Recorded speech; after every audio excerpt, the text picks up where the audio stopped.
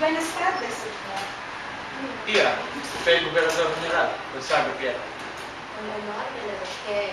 ¿Cuál es el propósito general de él? Nombre a la cargo fiscal a las familias de la alta ciudad. So, hija, hermosa. Tal vez porque su hermosa madre. Saglit lamang, Don Marcelo. May sasabihin ako sa'yo.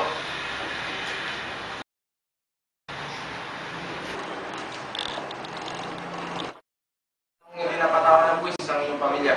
Okay? Nombre general, napakalang tulong to sa amin. Ngunit, may kapalit ito. Algo mas, general. May interesa sa iha Mariana. Magandang balita ito. Bukas ang aming tahanan para sa iyo, pagdara. Iya, uwi na ang general. Para ka na. Adios, senyorita.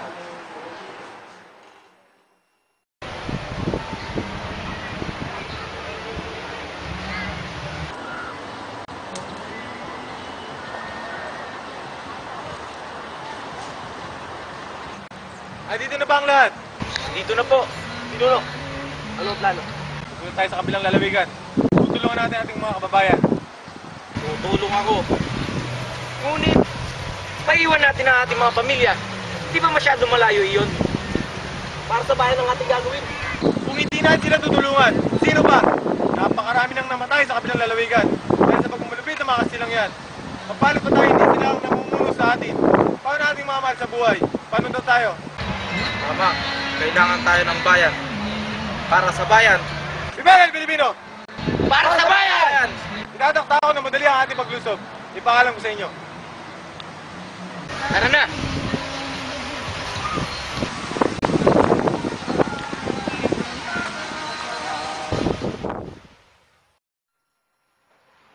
Papa, Nakipagtagpo kayo sa isang hamak na alipin sa bukid. pero, Sino ang lalaki ito? Papa, hindi yan totoo. Mentiroso!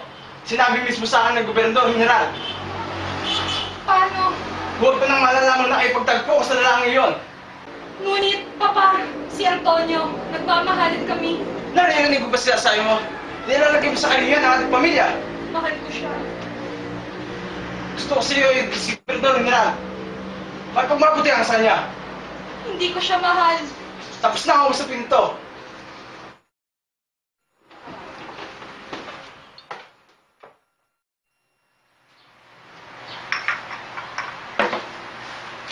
Buen dia, Mariana. Napakaganda mo talaga. Gracias, Gobernador. Gonzago na lang itawag mo sa akin. Hindi naman magtatagal ay magiging kabiyak mo ako. Huwag ka sanang magalit sa sasabihin ko. Hindi kita gusto. May mahal akong iba. Huwag ka sanang umasa. At huwag ka nang bumalik pa dito. Kikeres, ang Antonio na iyon, ay isang hamak na alipin. Perdon, makakaalis ka na. No sinyegan, mapapasakin ka din.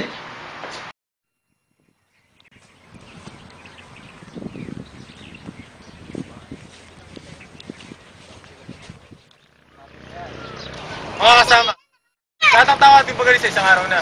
Yan tayo ating mga kamitang panglaban. Saan ang ating magiging tagpuan? Dito rin sa punong ito.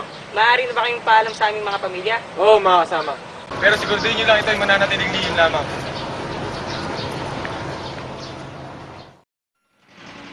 No pwede. Hindi maaaring hindi mapasakin ng Marianang yun. Guardia, cerca de usted. Huliin ninyo si Don Marcelo at dalhin sa akin. Rapido! Si!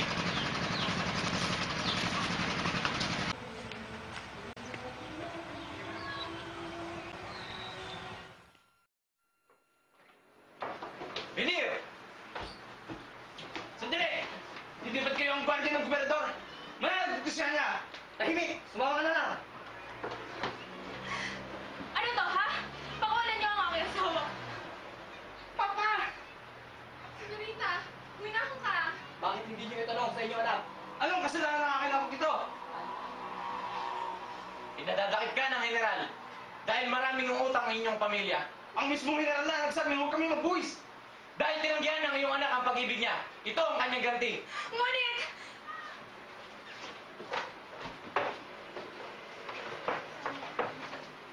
hintay! Ako sasama!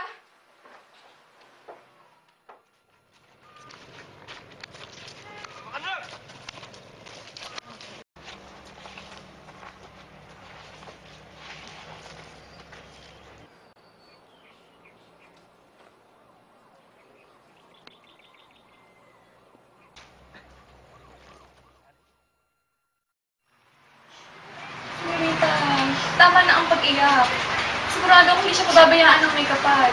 Sana hindi siya saktan na masamang general na yun. Ano talaga si Marita? Mama, nasaan si Papa? Ginikibit tayo ng general. Palalayasin niya tayo rito pag hindi ka nagpakasal sa kanya. Ngunit Mama, buktot na ang pag-iisip ng general na yon at ngayon ipapakasal niyo ako sa kanya. Hindi ko hangadang mapahamak ka. Pero paano ang iyong Papa? Pinasaktan siya at pinapahirapan. Mama, puminahon ka. Anak, pakasalin mo ang general. Nagmamakaawa ako sa'yo. Gagawin niya tayong miserable. Gagawin niya ang lahat para mapahirapan ang iyong Papa.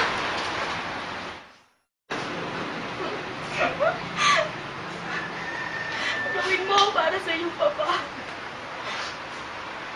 Masakit man para sa aking Mama. Ngunit alang-alang kay Papa, gagawin ko ang gusto niyo. Sige, anak.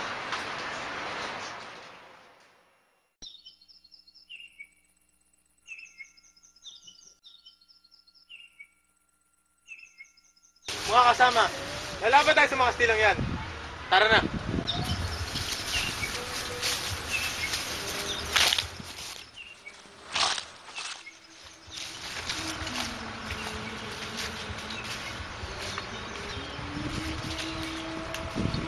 Saan ang inyong punta?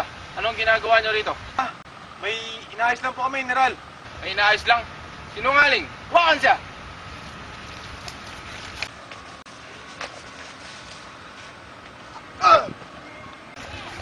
Akala ba ninyo, wala akong kamalay-malay sa mga plano nyo na pabagsakin ang pamahalaan sa kabilang lalawigan? Tonto! Dahil sa malabis mo ang pagpapahirap sa aming mga kababayan. Hindi na yun mangyayari. Dahil dito pa lang, ipaparanas ko na sa inyo ang pagkatalo. Siya nga pala, nais kong ipaalam sa inyo ang aking pinakamamahal na si Senyorita Mariana na malapit ko na maging kabiyak. Perdidor! Si Mariana, ang aking mahal. Wala kang punso. Dapat ka mamatay. Antonio! Antonio! Antonio! Antonio! Iwan nyo na yan! Antonio! Antonio! Mariana! Mariana!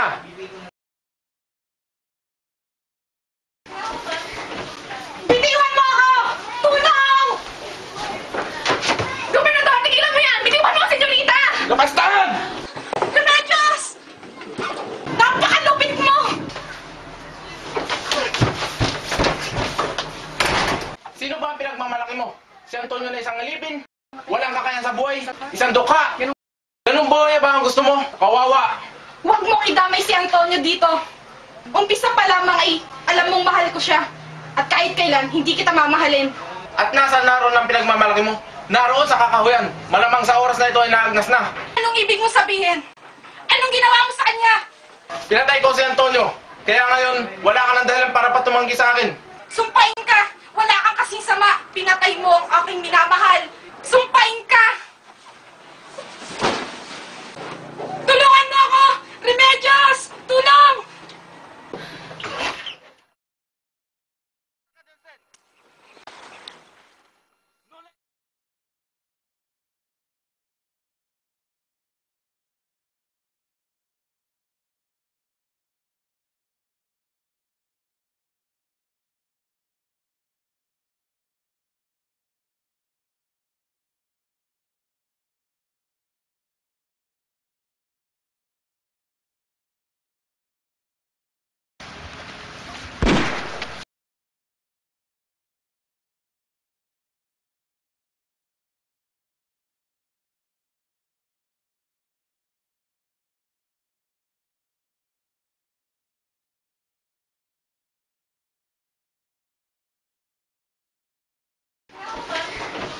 Bitiwan